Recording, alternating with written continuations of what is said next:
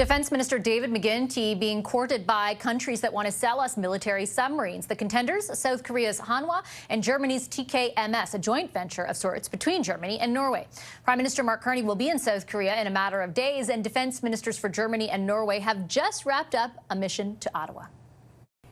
And with me here in studio for more on that, German Defense Minister Boris Pistorius and Norwegian Defense Minister Tor Sandvik. Hello to you both. Pleasure to welcome you both here to studio, but also here to Canada. I appreciate you making the time. Thank you very much. Hello, Vesha. Thank you. Hello, Minister Pistorius. I will start with you. And I know a lot of Canadians right now are interested in, of course, the potential acquisition of submarines. I know that you met yesterday, I believe, with Minister Joly, who oversees the industry portion of it, and Minister McGuinty, of course, your counterpart in defense. I was wondering if you got the sense that they are in a rush to make a decision on this. They are, definitely. They are in a rush, and we all need to hurry up and to ramp up in what we are doing.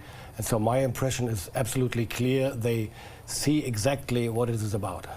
There has been some speculation, Minister Sandvik, that if there is a decision, it could come as soon as the end of this year. How soon, if that were to be the case, how soon could the submarines that your countries are jointly producing, how soon could they arrive in Canada if that were the case? I think Boris have to answer that because they are producing in Germany. We are here as a proud partner of this project, but also as a happy customer. So we are here, we are joining. I'm joining Boris on this trip because we think that this project is getting better if Canada is on board in this project. And as I understood from the talks we had here today, both with the industry but also from Boris, that we can deliver on, they can deliver on the delivery time which is needed for Canada. Let me follow up, if I could, on the point that you're making about sort of the relationship between the three countries and how this would amplify that. How would it, in your view? Why is that part of the sort of sales pitch, if I could put it so crassly? I have to say, no, Europe is stepping up, taking more responsibility for our armed defenses. And you know, we are going to spend 5% of GDP. So we're not just going to spend more, but we have to spend better.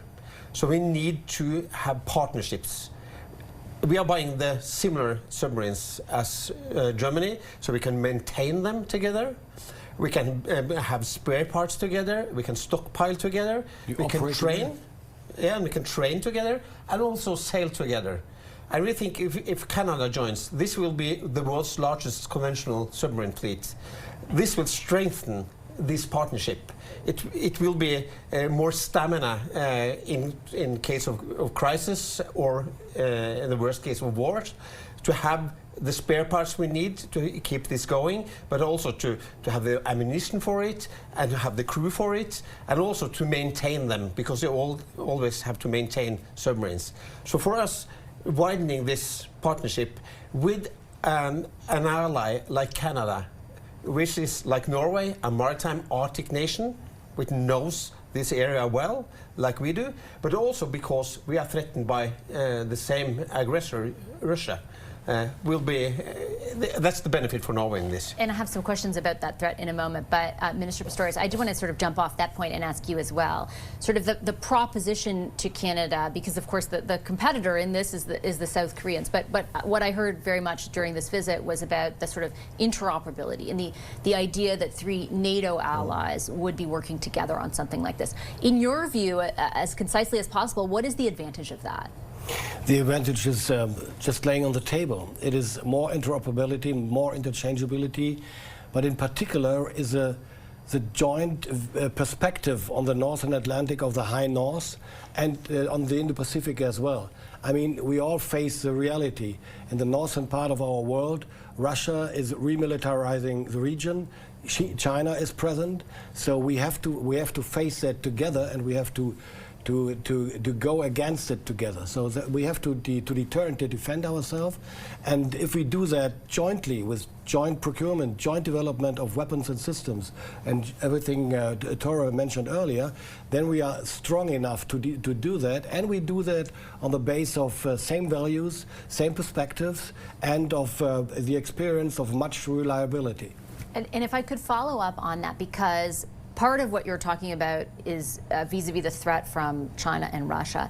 There's sort of a different type of threat that Canada and other countries are dealing with from an economic perspective, and that is the change in posture from the United States, right? And in particular, that has, it feels like, from my perspective, altered the lens through which Canadians are looking at a lot of these big procurement projects, big acquisitions, and it's kind of, what does it mean for Canadian economic growth, for creation of Canadian jobs?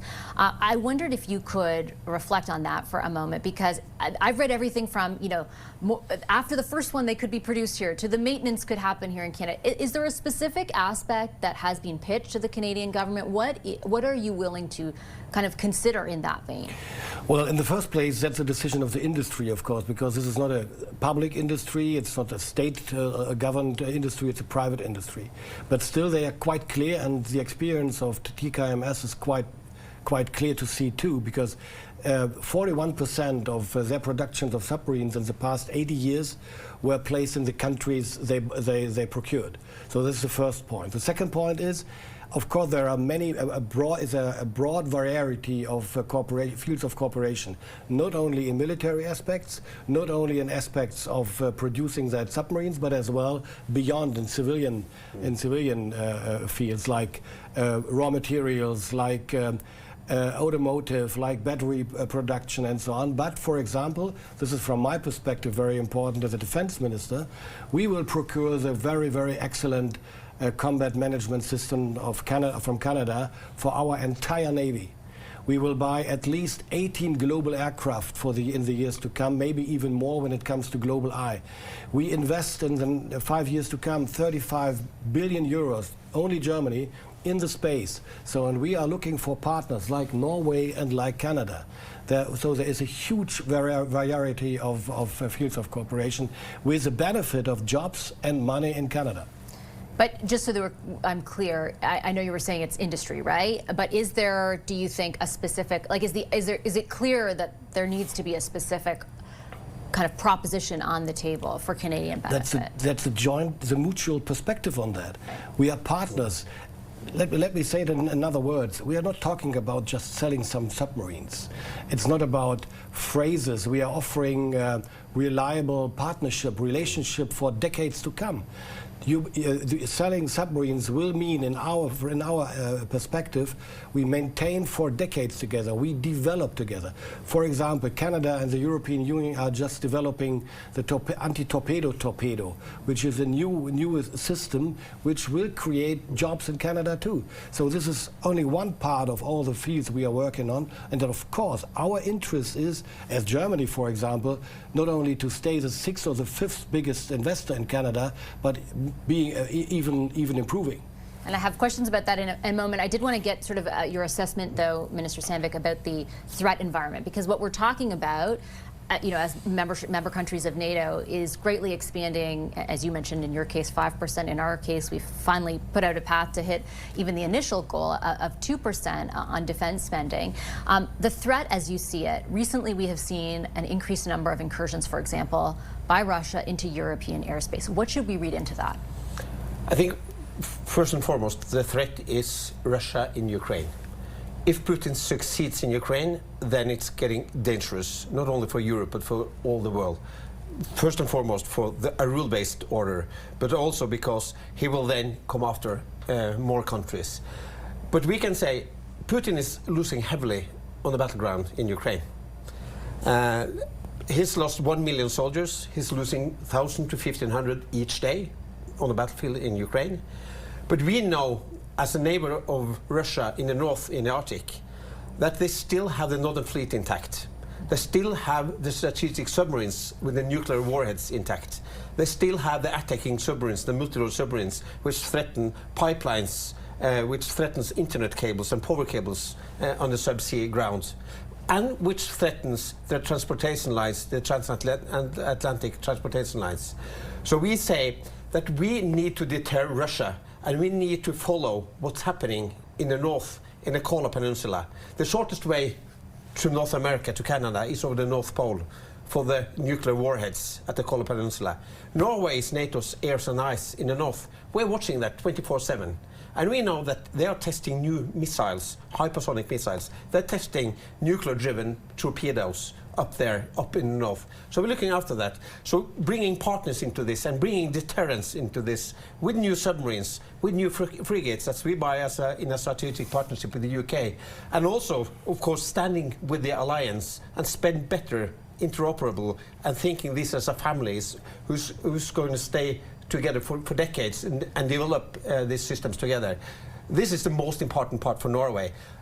But I would say the threat from Russia is first and foremost if Putin succeeds in Ukraine. The heroic battle and fight from the Ukrainians, they fight for all of Europe's security and not for the world's security as well. Do you think Putin has any, there is any willingness on his part at all, Minister Pistorius, to put an end to the war on Ukraine? Not at all, rather in the opposite. I mean, I would like to remind everybody of you on his speech he held on the Valdai dialogue in November, of which almost nobody in the Western world took notice of, really. And he said, we are at the beginning of a relentless struggle for a new world order, which is very serious. I mean, this is not an invitation for a coffee or a drink. This is a clear announcement what he's heading, of what he's heading to.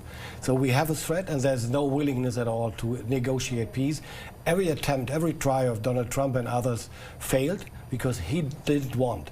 So therefore, we have to increase the pressure by supporting Ukraine even more than before. And I know, for example, that the Canadians are emotionally and mentally the biggest supporter of Ukraine, and they do a lot in material support, and we should, Norway, Germany and other countries, even proceed. Just very quickly, if I could follow up on that, your point about a lack of willingness. There was supposed to be a meeting this week, for example, in person. Canceled. What does that say? What we supposed all the time. Donald Trump is trying something, the one or the other, but Putin pretends to be willing and to agree to negotiate, but at the end he doesn't. And what he's doing all the time is gaining time, winning time to gain territory in Ukraine and to create facts. And this is what we should face realistically. Okay, I will leave it on that note. Minister Pistorius, Minister Sandvik, I appreciate your time very much. A pleasure. Thank you very much, Vashi.